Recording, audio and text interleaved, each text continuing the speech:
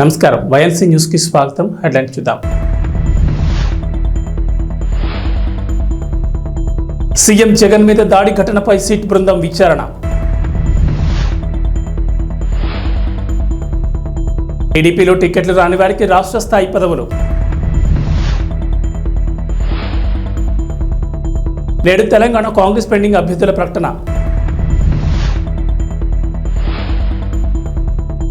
ఈ నెల 16న సంగారెడ్డిలో బీఆర్ఎస్ బహిరంగ సభ.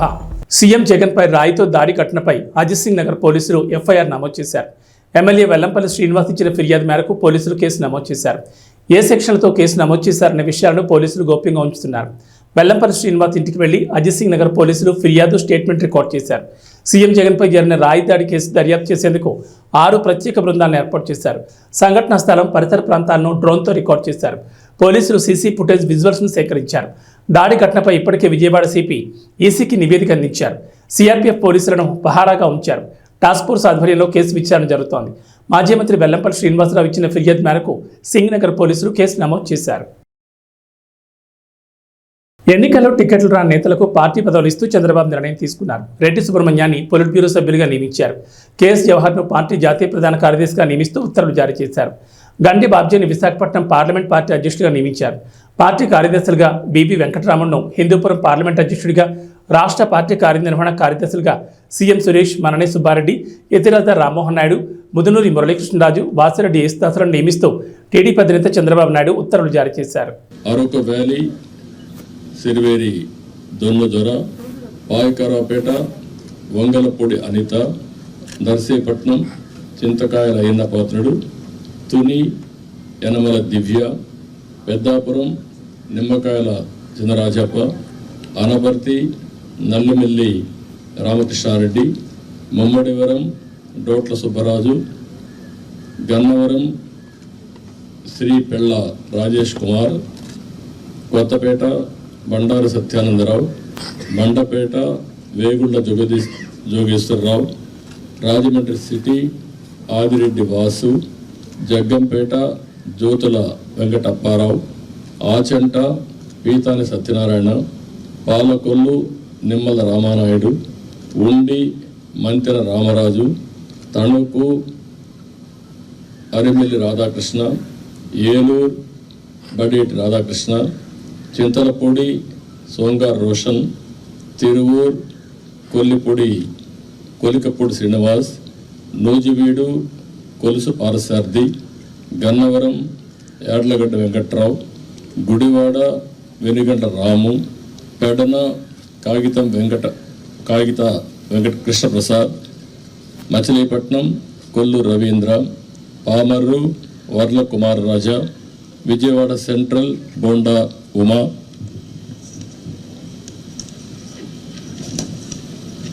ఢిల్లీలోని ఏఐసీసీ కార్యాలయంలో కాంగ్రెస్ సెంట్రల్ ఎలక్షన్ కమిటీ భేటీ ముగిసింది. CM Revanth Reddy, deputy CM Bhatti Vikramarka, AICC రాష్ట్ర వ్యవహారాల ఇన్ఛార్జ్ దీపాదాస్ మున్షి సహా పార్టీ అగ్రనేతలు ఈ మీటింగ్లో పాల్గొని ఎంపీ అభ్యర్థుల ఎంపికపై చర్చించారు.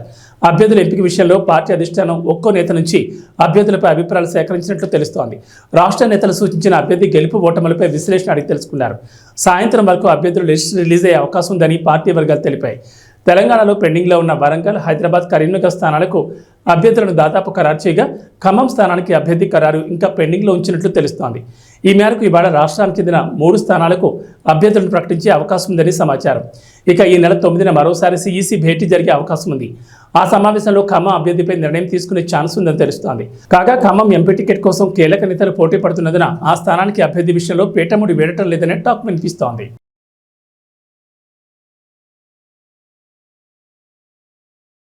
తెలంగాణలో మరో బహిరంగ సభకు ప్లాన్ చేస్తోంది బీఆర్ఎస్. కేసీఆర్ ఈ సభకు హాజరు కానున్నారు. తెలంగాణ పార్లమెంట్ ఎన్నికల్లో గెలిపే లక్ష్యంగా అన్ని పార్టీలు ప్రచారాలు దూసుకుపోతున్నాయి. కాంగ్రెస్ మేనిఫెస్టోను కూడా విడుదల చేస్తూ తెలంగాణ నుంచి ఎన్నికల ప్రచార శంఖారావాన్ని పూరించింది. తెలంగాణలో నామినేషన్ ప్రక్రియ ముగిసిన తర్వాత బీజేపీ కూడా ప్రచార జోరును పెంచే పనిలో పడింది. ప్రధాని మోడీతో పెద్ద ఎత్తున బహిరంగ సభలు, రోడ్ షోలు నిర్వహించనుంది. ఇందుకు కేంద్ర మంత్రులు, వివిధ రాష్ట్రాల మంత్రులు హాజరయ్యేలా ఈసారి గట్టిగానే ప్లాన్ చేసింది. లోకల్ పార్టీగా ఆవిర్భవించిన బీఆర్ఎస్ ఇప్పటికే కరీంనగర్, చేవెళ్ల వేదికగా భారీ బహిరంగ సభలు నిర్వహించింది. ఈ నెల 16న మరో భారీ బహిరంగ సభకు ప్లాన్ చేసింది. అసెంబ్లీ ఎన్నికల్లో అధికారం కోల్పోయిన బీఆర్ఎస్ పార్లమెంట్ ఎన్నికల్లో గెలిపే లక్ష్యంగా దూసుకుపోతోంది. ఈసారి రెండంకెల స్థానాల్లో విజయం సాధించి అధికార పక్షానికి షాక్ ఇవ్వాలని ప్రయత్నాలు చేస్తోంది. మరో నెల రోజుల్లో ఎన్నికల పోలింగ్ తేదీ దగ్గర పడుతుండటంతో పార్టీలన్నీ ప్రచారంలో మరింత స్పీడ్ పెంచాయి. ఇందులో టీడీపీ అధినేత చంద్రబాబు, జనసేనాని పవన్ కళ్యాణ్ గత 2 రోజులుగా ఉమ్మడి ప్రచారంలో పాల్గొన్న సంగతి తెలిసిందే. ఉభయ గోదావరి జిల్లాలో రోడ్ షో, బహిరంగ సభలు నిర్వహించారు. వీళ్ళిద్దరూ పాల్గొన్న సభలకు విశేష స్పందన లభించింది. అదే ఉత్సాహంతో మరో విడత ఉమ్మడి ప్రచారం చేయాలని చంద్రబాబు, పవన్ నిర్ణయించారు. ఈ నెల 16, 17 తేదీల్లో షెడ్యూల్ ఖరారైంది. ఏప్రిల్ 16న విజయనగరం, నెల్లిమర్ల నియోజకవర్గాల్లో చంద్రబాబు, పవన్ రోడ్ షోల్లో పాల్గొంటారు. అనంతరం బహిరంగ సభకు హాజరవుతారు. ఏప్రిల్ 17న పెడన, మచిలీపట్నం నియోజకవర్గాల్లో ఉమ్మడి సభలు నిర్వహిస్తారు. లోక్సభ ఎన్నికల దృష్టిలో ఉంచుకుని కాంగ్రెస్ ఆదివారం అభ్యర్థుల మరో జాబితాను విడుదల చేసింది. కాంగ్రెస్ అభ్యర్థుల జాబితాలో 10 మంది అభ్యర్థుల పేర్లను ప్రకటించారు. ఈశాన్య ఢిల్లీ నుంచి కన్హాయ్ కుమార్కు కాంగ్రెస్ టికెట్ ఇచ్చింది. బీజేపీ అభ్యర్థి మనోజ్ తివారీపై కన్హాయ్ కుమార్ను బరిలోకి దింపింది. ఇక ఢిల్లీలోని చాందనీ చౌక్ నుంచి జేపీ అగర్వాల్కు, నార్త్ వెస్ట్ ఢిల్లీ నుంచి ఉదిత్ రాజ్కు టికెట్ ఇచ్చారు. పాటియాలా నుంచి ధరంవీర్ గాంధీ, సంగ్రూర్ నుంచి సుఖ్పాల్ సింగ్ ఖైరా, అమృత్సర్ నుంచి గుర్జిత్ ఔజులా, జలంధర్ నుంచి చరణ్జిత్ సింగ్ చన్నీ, అలహాబాద్ నుంచి ఉజ్వల్ రేవతి రమణ సింగ్లకు కాంగ్రెస్ టికెట్లు ఇచ్చింది. మరోవైపు ఎన్నికలకు సమయం దగ్గర పడుతుండటంతో మరికొన్ని చోట్ల టికెట్ల కోసం ఆశావాహుల్లో టెన్షన్ కొనసాగుతోంది.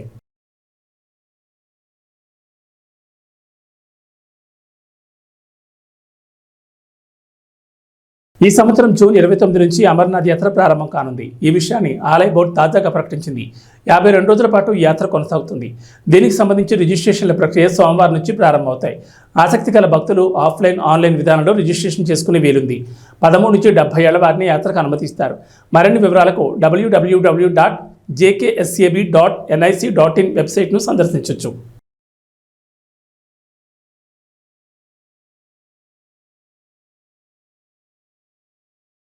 పాకిస్తాన్ సహా 3 వేర్వేరు దేశాల్లో వరుస భూకంపాలు సంభవించాయి. వాటి తీవ్రత కూడా ఆందోళనకర స్థాయిలో నమోదైంది. కొన్ని చోట్ల భారీగా ఆస్తి నష్టం సంభవించింది. ఇందులో ఒకటి ద్వీప దేశం కావడం వల్ల సునామీ హెచ్చరికలను సైతం జారీ చేశారు అధికారులు. ఆ తర్వాత ఉపసంహరించుకున్నారు. పాకిస్తాన్, టిబెట్, పపువా న్యూగినియాల్లో ఈ తెల్లవారుజామున ఈ భూకంపాలు సంభవించాయి. పాకిస్తాన్లో ఈ తెల్లవారుజామున 3 గంటల 38 నిమిషాలకు భూమి ప్రకంపించింది. దీని తీవ్రత రెక్టర్ స్కేల్పై 4.2గా నమోదైంది. పాకిస్తాన్ ఉత్తర ప్రాంతంలో పెషావర్ సమీప ప్రాంతాన్ని భూకంప కేంద్రంగా గుర్తించినట్లు నేషనల్ సెంటర్ ఫర్ సెస్మాలజీ తెలిపింది.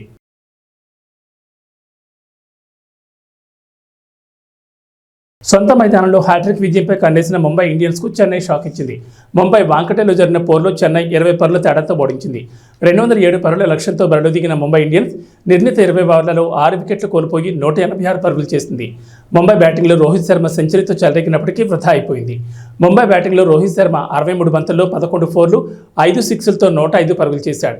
ముంబై బ్యాటింగ్లో ఓపెనర్ ఇషాన్ కిషన్ 23 ఆడి మంచి శుభారంభాన్ని అందించాడు. ఆ తర్వాత సూర్యకుమార్ ఈ మ్యాచ్లో నిరాశపరిచాడు. డకౌట్తో వెనుదిరిగాడు. ఇక తిలక్ వర్మ 31 పరుగులు చేసి పర్వాలేదనిపించాడు.